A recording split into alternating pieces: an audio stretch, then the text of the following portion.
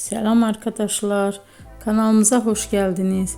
Bugün yine sizler için sevilen oyuncularımız Can Yaman ve Demet Özdemir'den güzel sempatik fotolar hazırladık.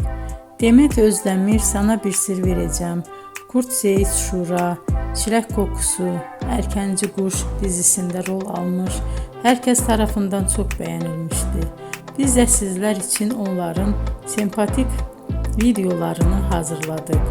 Bu muhteşem videoların devam etmesini istiyorsanız bol bol yorum yazıp ve bildirimi her zaman açık bırakın ki videolarımız ilk önce siz görün.